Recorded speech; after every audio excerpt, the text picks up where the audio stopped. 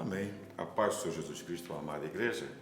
E nessa manhã nós vamos estar falando sobre a igreja minha, tá? É o tema da lição bíblica nesse dia.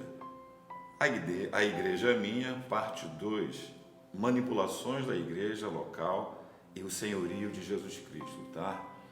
É uma lição de muita importância e nós vamos estar falando nessa manhã. Que você possa estar acompanhando com a gente, você que tem a sua revista em casa, né? Os ouvintes, né? Vão estar atentos com as mensagens, com os versículos bíblicos também, tá bom? Eu gostaria só de dar a introdução para que você possa ter assim mais clareza, né, no assunto. A introdução diz assim, ó: o individualismo dessa época se infiltrou na igreja eclesiástica de várias maneiras, todas danosas, e o mal é ainda mais profundo e mais alarmante pelo fato de esse individualismo ter se tornado bastante corriqueiro, tá? E a lição vem abordando 3 pontos, tá? Primeiro, o pastor personalista, tá? E vai nos falar que no mundo evangélico uma imensa multidão de pessoas tem sido atraída por pastores que agem como super-heróis religiosos, tá? E nós sabemos que só Jesus Cristo é o nosso herói, tá bom? Eu quero ler um texto que diz algo para nós, que se encontra em 1 Coríntios capítulo 1, versículo 10 a 17.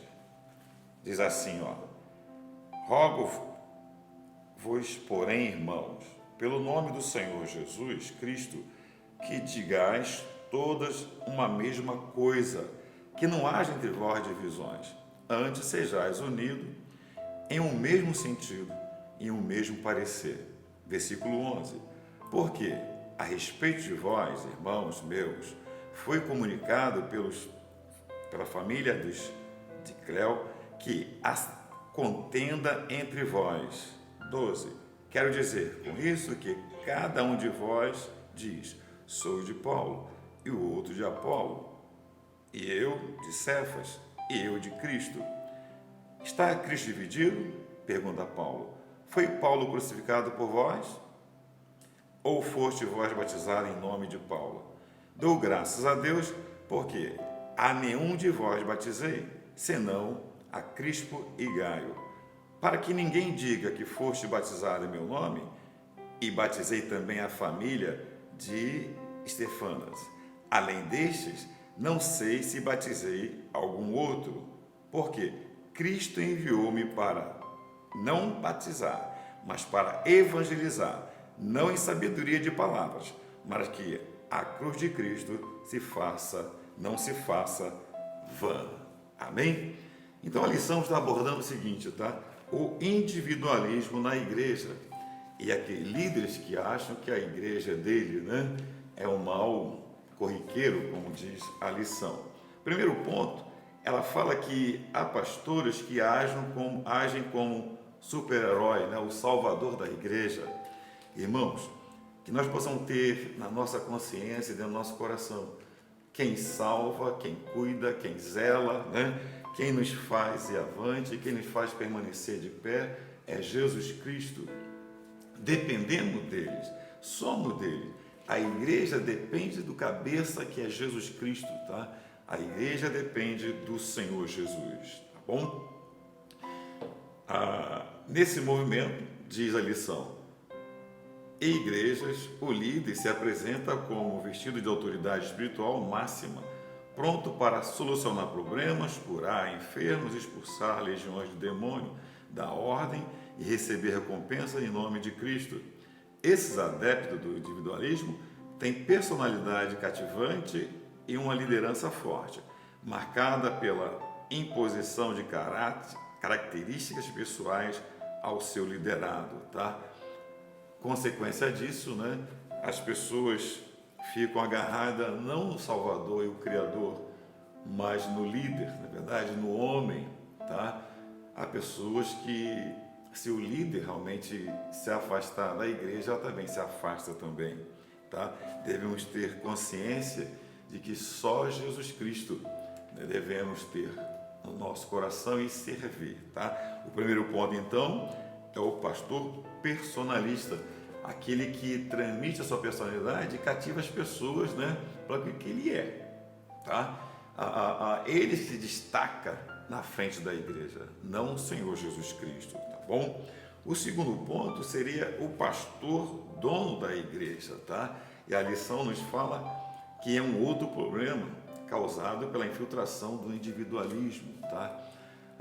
Certa vez alguém falou para mim o seguinte: pastor, vamos fundar uma igreja, o senhor? Eu falei assim: meu amigo, só se eu morrer na cruz, né, ou morrer e ressuscitar, porque a igreja é do Senhor Jesus Cristo, né? Ele é o fundador da igreja, não eu. Somos servos, na verdade, e precisamos do Senhor Jesus Cristo, tá?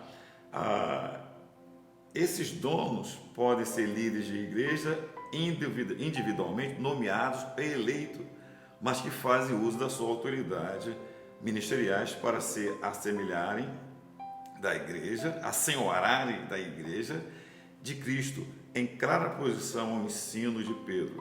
Como Pedro falou: pastoreai o rebanho de Deus que há entre vós, não por constrangimento, né, nem como dominadores dos que vos foram confiados. Antes, tornai-vos modelo do rebanho. Isso está em 1 Pedro, capítulo 5, 2 a 3.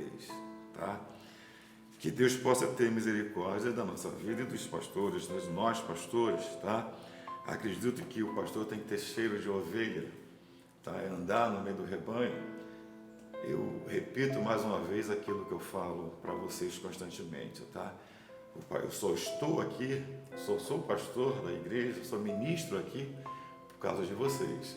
Se o meu rebanho, né, se os membros estivessem aqui comigo no templo, eu não seria pastor, tá? Então, se tenho força para continuar, perseverar, estar de pé, continuar pregando a palavra, é porque tem os irmãos que nos ajudam, que nos apoiam, tá? Que Deus nos ajude. O terceiro ponto, ele fala sobre facções eclesiásticas, tá? Eclesiástica. Ele enfatiza assim a lição, ó. Por fim, o terceiro grande problema causado pelo individualismo, quando se infiltra no governo da igreja, é o surgimento de facções eclesiásticas, que é o assunto do texto, né, que fala em 1 Coríntios, versículo 1, de 10 a 17. Essas facções costumam ficar muito visíveis em épocas de eleições do presbitério, tá? É aquela situação de grupos de irmãos, né, que querem controlar o pastor, querem controlar o ministério. Ou melhor, pastor, vamos eleger, né, um pastor de jovem, um pastor, né, que esteja trabalhando com a mocidade, na verdade, vamos dar mais ênfase à mocidade, ou certo departamento da igreja. É um perigo, meus irmãos, tá? É um perigo, porque começa a criar facções na igreja, e Paulo cita aqui nessas passagens que nós lemos, que havia facções. Um dizia: sou de Pedro, sou de Paulo, né? Sou de Apolo. Outros diziam que sou de Jesus Cristo, tá? As facções dividem as ideias da igreja, tá? Mina, corrói, destrói o bom andamento da casa do Senhor. Que Deus também possa ter misericórdia de nós, possa ter misericórdia do teu povo, da tua igreja, tá? Certa vez eu ouvi um comentário de um pastor, amigo meu, que ele, determinada vez, chamou a atenção de um adolescente porque estava agindo erradamente, né, com outro coleguinha no pátio da igreja. E passou-se aquela semana, no domingo próximo, ele foi chamado para uma reunião com o presbitério. Aí você me pergunta: quem foi que estava da igreja? O pastor, né? Realmente, simplesmente por ter orientado, chamado a atenção daquele adolescente, né? E, se não me engano, ele tinha ouvido o jovem chamar ao outro coleguinha de né, sua vaca, uma coisa assim, uma palavra, né? Ele falou: meu jovem, você não precisa falar assim, né? Trate melhor, né? Já sei se não é um linguajar, né, digno para um servo de Deus. E com essa repreensão que ele deu àquele adolescente, quem trocou de igreja? O pastor teve que trocar de igreja, tá bom? Que nós possamos ser servos do Senhor Jesus, que nós possamos guardar essa palavra no nosso coração, E essa lição dessa manhã diz: a igreja é minha? Não, a igreja é do Senhor Jesus Cristo. E ela finaliza nos mostrando essa aplicação, ó, a conclusão. A igreja é uma coletividade orgânica em que todos são irmãos e colaboradores uns dos outros. Eu dependo de vocês, meus irmãos, tá? Um dos outros. Ninguém está de pé sozinho, né? Para mim estar aqui, eu precisei de alguém. Para que eu possa estar de pé, eu preciso de alguém estenda a mão para me levantar, tá? Continuando. O único Senhor, dono e cabeça da igreja é Cristo. Amém? Pastores e líderes, personalistas, dominadores, usurpam o senhorio que pertence exclusivamente ao Senhor Jesus. Toda atenção, toda a glória seja dada ao Senhor Jesus Cristo. Grupo eclesiástico que tentam manipular eleições ou nomeações em busca de defensores não levam em conta que os líderes têm o dever de liderar e pastorear toda a igreja sob o Senhor e não facções dentro dela. A igreja só vive e se desenvolve em paz quando se submete espontaneamente ao Senhor Jesus Cristo. Amém? Aplicações que eu posso aplicar isso no meu coração e que você também possa guardar essa verdade. Ore por seus líderes, tá? Principalmente numa época como essa, tá? De grande dificuldade. Ore pelos seus líderes, pedindo que o Senhor remova do coração deles todo sentimento, tá? Indevido de grandeza e de individualismo. Que Deus possa nos livrar desse mal, dando-lhes amor verdadeiro pela Igreja de Cristo. Desempenham-se e ajudando no cumprimento dos seus deveres ministeriais. Se você for um líder, dedique-se com todo o coração ao ministério para o qual o Senhor o chamou e capacitou. Empenhe-se para ser um líder amoroso, sábio para toda a Igreja do Senhor Jesus Cristo. Irmãos, hoje às 19 horas nós estaremos transmitindo o nosso culto, tá? De grande importância.